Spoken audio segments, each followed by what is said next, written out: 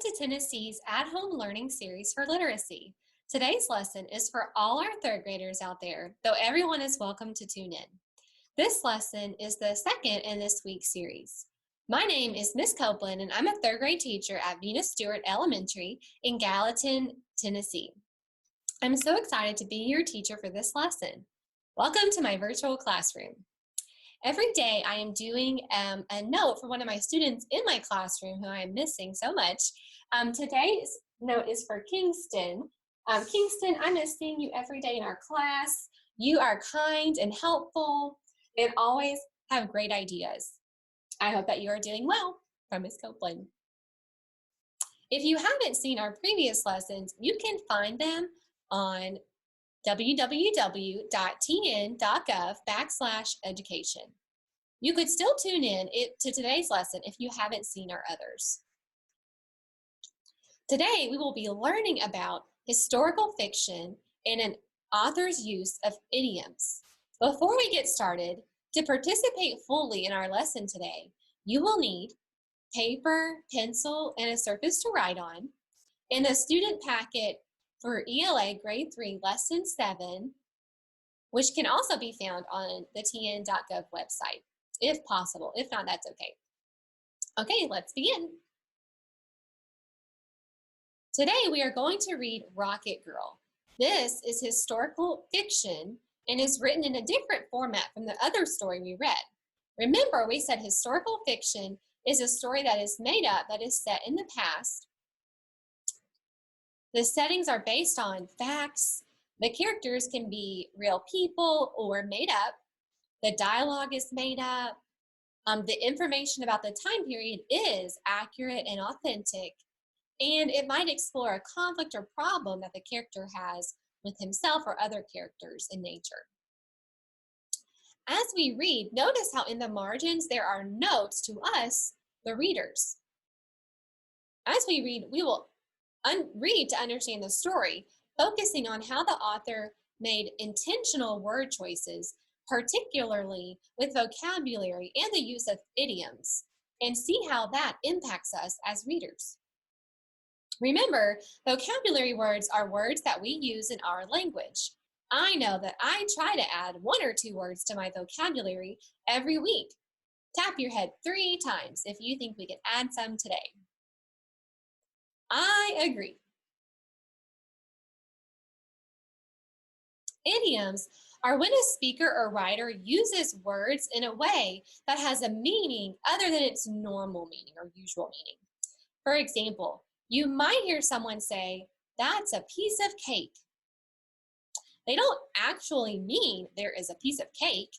Instead, they are meaning to say something is going to be easy to do. Here is another example of that idiom. I would love to write my name in cursive. It will be a piece of cake. Your turn. Can you think of an idiom that you might use? Right, we might say break a leg for good luck, getting cold feet, which we really mean feeling nervous, giving the cold shoulder, meaning you're ignoring someone, having a change of heart, which really means changing your mind. I'm all ears, which means you have my full attention, or that costs an arm and a leg, which really means it's expensive. These are all great examples of idioms.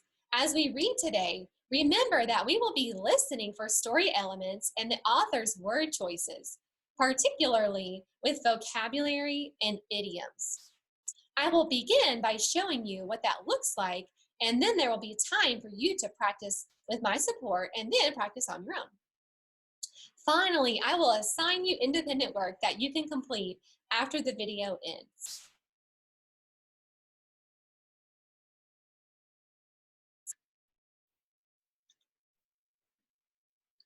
I can't wait to get started, but before we do, give me 5 jumping jacks to help our brain get jump started.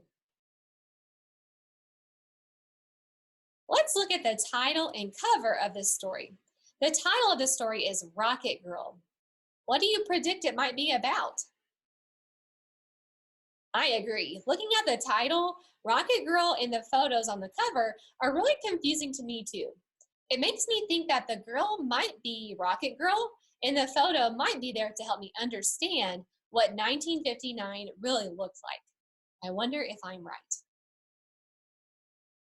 Let's scan the text and look for more clues. I am noticing some bold-faced words in the text. Let's read those together. Matinee, serial, commando, mishap, protest, and gathered. What do you notice about these words? Yes, for sure.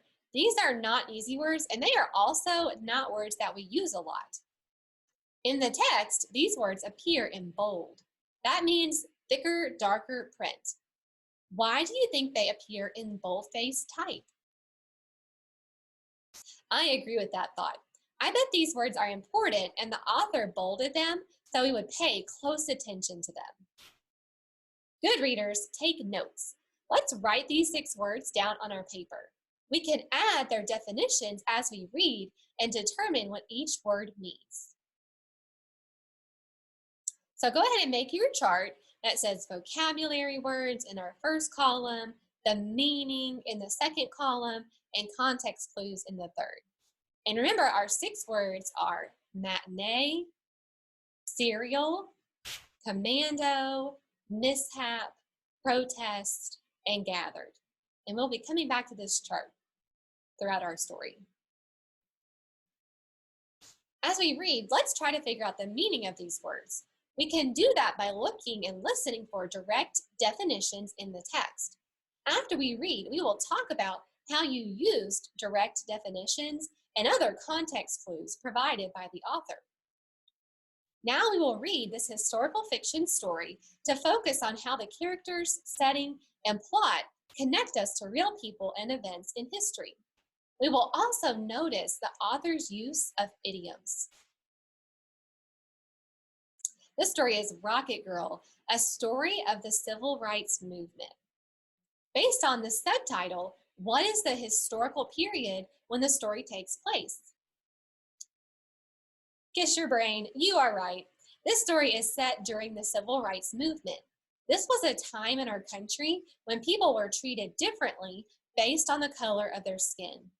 The civil rights movement was a national effort made by people in the 1950s and 1960s to get equal rights and opportunities for everyone. Okay, here we go. Jenny Davis got a new bike for Christmas in 1959. A week later, on her 11th birthday, she got a basket for the bike. The next day, Jenny's father showed her the newspaper. John F. Kennedy is running for president, he said. If he wins, he will be the youngest president ever. Let's think together for a moment. Based on the dialogue so far, what is the point of view of the author? First person or third person?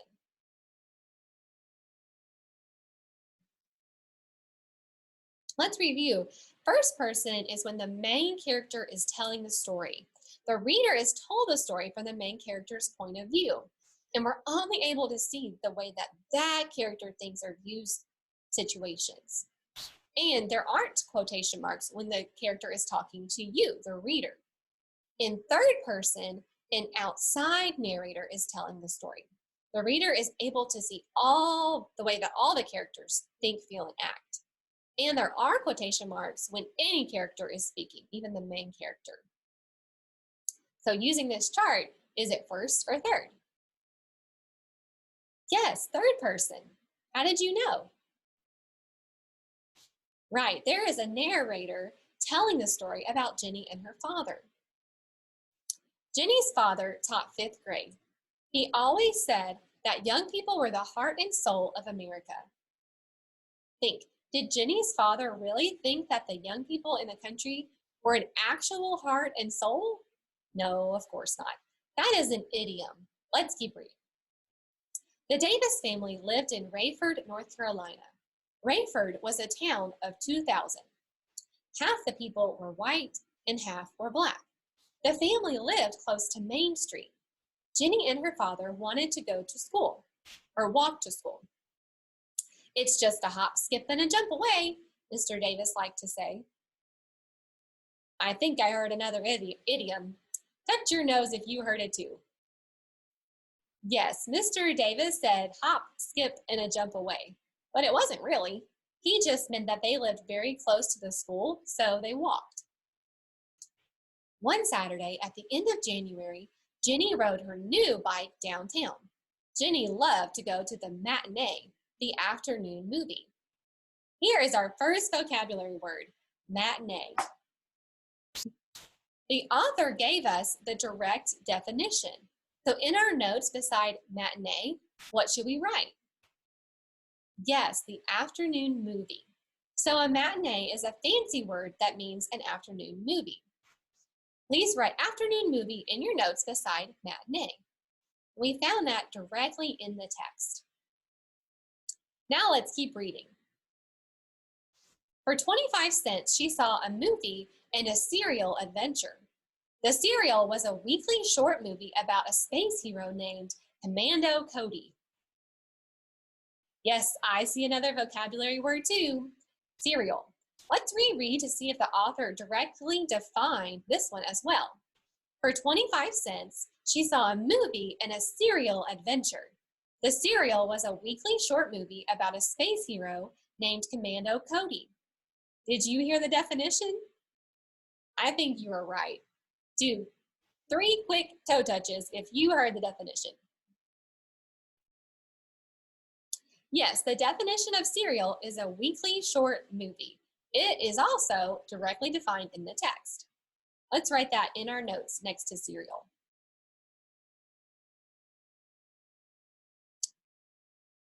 A commando is a member of a fighting team. I wish I had a special rocket suit like Commando Cody, Jenny said to herself. Wow, we are finding so many vocabulary words in this section. Commando is one of our vocabulary words. Let's look for a definition. It says, a commando is a member of a fighting team. That sounds like a definition to me. Let's write that in our notes. It was also defined directly in the text. I'm going to put that for context clues. After the movies, Jenny rode her bike around town. It was a cool, breezy day. She rode like the wind, like Commando Cody, flying off to fight the evil ruler. She rode past the school. She rode past the courthouse.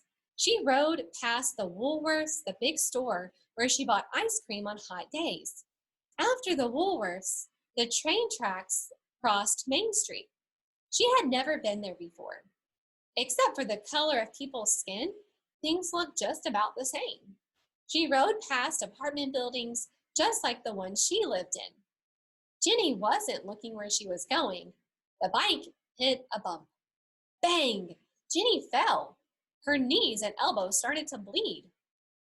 She tried to be brave, like Joan Gilbert, Commando Cody's assistant. When she saw her bent bike basket, though, she cried like a baby. 3 Black people came to help, a man, his wife, and their daughter. The girl was also about 11. She got a wet towel. The mom cleaned Jenny's knees and elbows. The man fixed Jenny's bike basket, bending it back into shape. Just like new, he said. It wasn't exactly like new, though, so all 4 of them laughed. A friend of ours has a truck, said the mom. He could drive you and your bike home, lickety-split. Jenny said, no, thank you, I can ride. I just have to keep my eyes peeled. Pretty soon, Jenny felt better and rode home. When she got home, she told her mom and dad about her mishap or accident, but she did not say where it had happened. The author just directly defined mishap for us. Let's write that in our notebooks. Mishap is an accident. That was found directly in the text. On Tuesday, February 2nd, the Greensboro newspaper had a big story. Greensboro was a city about 100 miles north of Rayford. 4 young Black men had gone into a Woolworths the day before. They sat at the lunch counter. This caused a problem because the store had a whites-only rule. Black people could buy food to go. They were not supposed to sit down and eat there. The men did this as a protest, Jenny's father explained. A protest is a way of showing that you do not agree with something. They do not agree with the whites only rule at the lunch counter. I don't agree with it either, Jenny said. Nor do I, said her dad. It should be against the law, but that hasn't happened yet. Wow, a lot has happened in our story, Rocket Girl. Why did Jenny not want to tell her family where her bike mishap happened? Right, remember our subtitle told us this was during the civil rights movement. Jenny didn't want to tell them where her mishap happened because at the time, Black people and white people did not interact much. I'm wondering if Jenny had been told not to ride in that part of town. I also heard an idiom. Give me a big, oh yeah, if you heard it too. Oh yeah, I heard Jenny say that she was going to keep her eyes peeled. What? Peel her eyes? No way. That is an idiom that we use to say that we are going to watch closely. Here is another important vocabulary word, protest. In the story, Jenny's dad explains it to her. Let's reread to understand more about what a protest is. The men did this as a protest, Jenny's father explained. A protest is a way of showing that you do not agree with something. They do not agree with the whites only rule at the lunch counter. Did you hear a definition? I did. A protest is a way of showing that you do not agree with something. Let's write that in our vocabulary notes. And for context clues, I'm going to put the men did not agree with the rule, so they protested. That would be a big clue for me of what protest means. By Saturday, Jenny's knees and elbows were better. She rode her bike downtown. She saw a bunch of people outside the Rayford Woolworths. She went inside. About a dozen Black people were sitting at the counter. It was as if the pictures in the newspaper had sprung to life.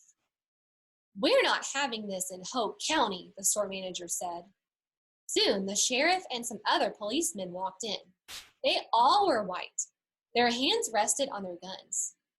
People gathered outside, forming a crowd. So in our vocabulary notebook, we will write, gathered is forming a crowd, because there were many people outside and a crowd was forming.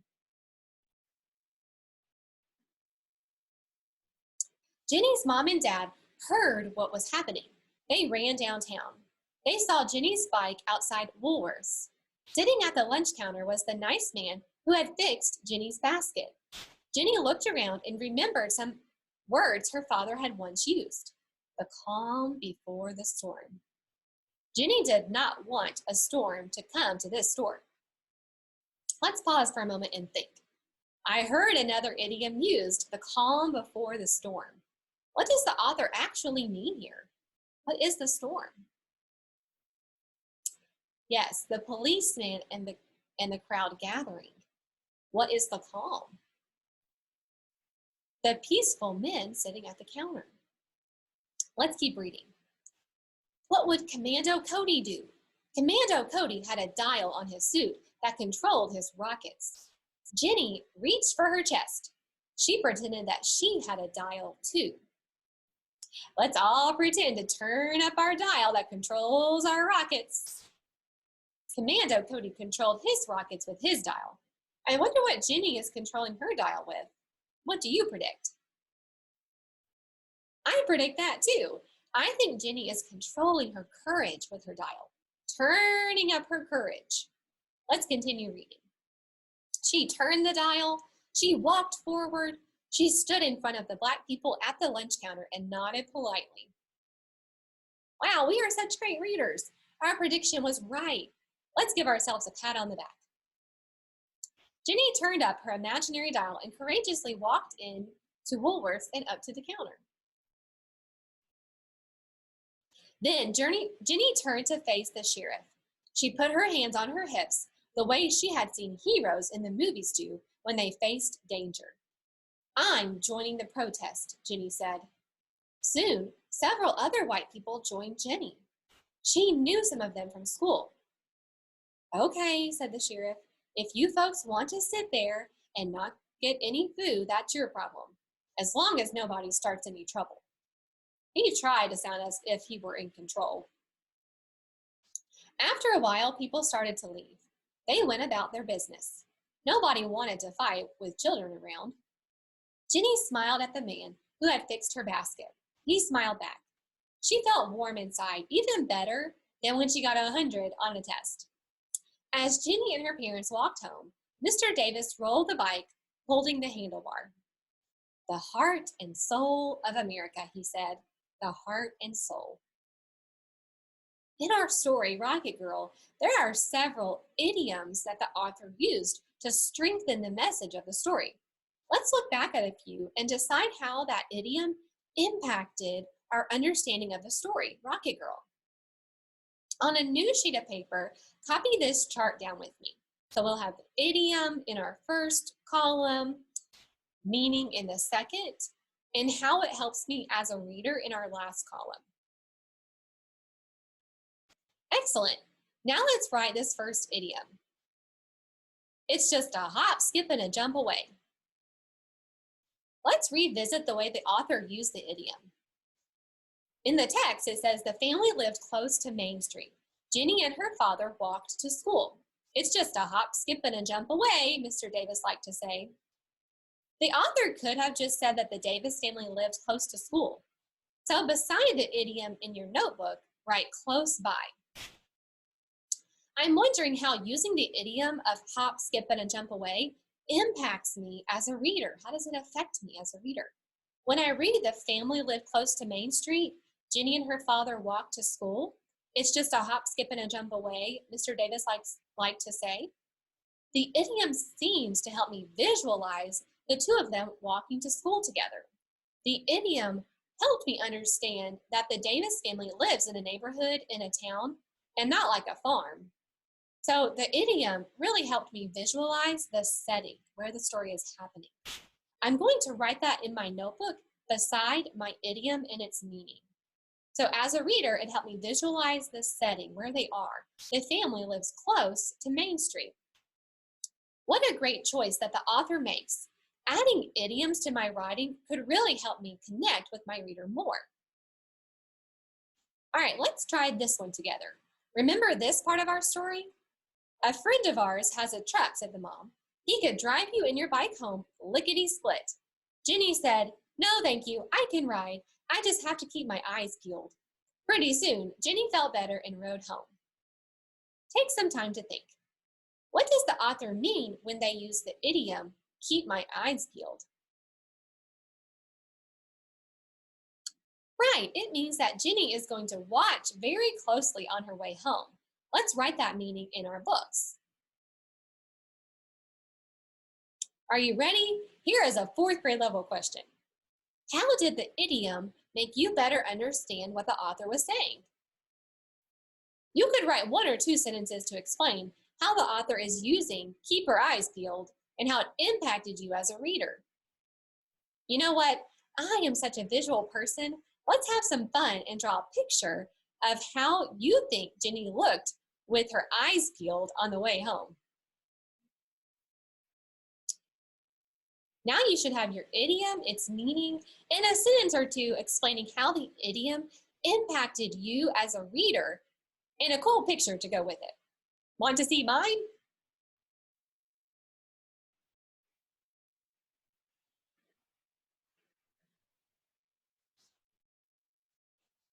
And here is what I wrote for how it helped me as a reader. It helped me visualize how Jenny would ride very carefully. She was going to watch out for everything so she wouldn't have any more mishaps. How fun was that? I loved it, and you all rocked that lesson. Now stand up and give me your best rock and roll dance move.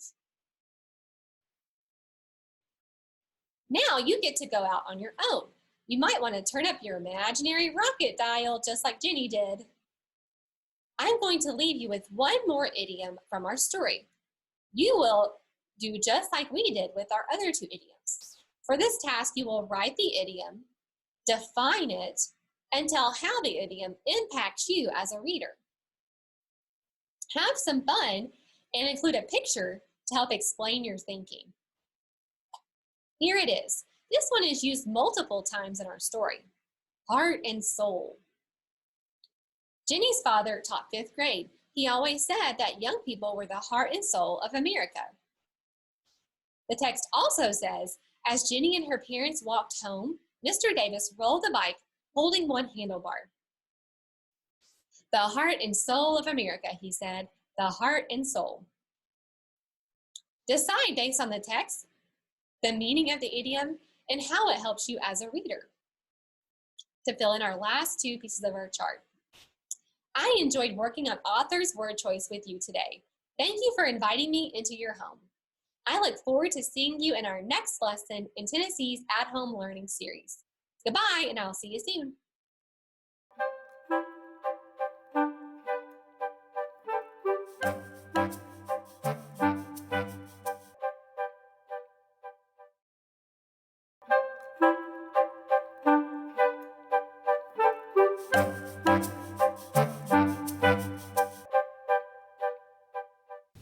What's up, all you crazy Tennesseans? It's me, Coach Wood again. Let's get up, get off your couch, let's get moving, all right? I got toilet paper in my hand. If you want to grab some toilet paper, go ahead. Join in on the fun. Let's just run in place for a minute, all right?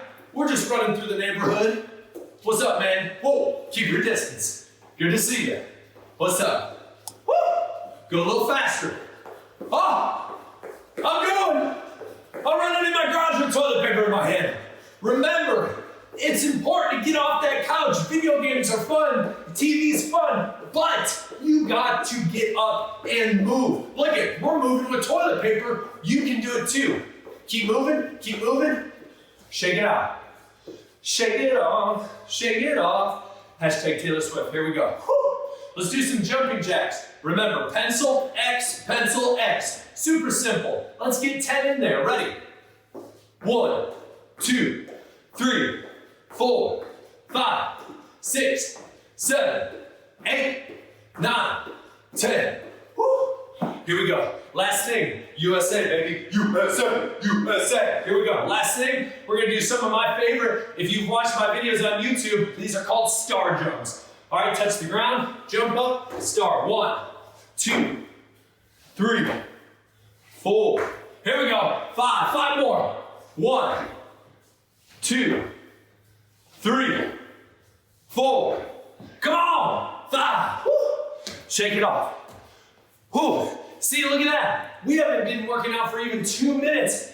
I'm already breathing hard. I know you're breathing hard.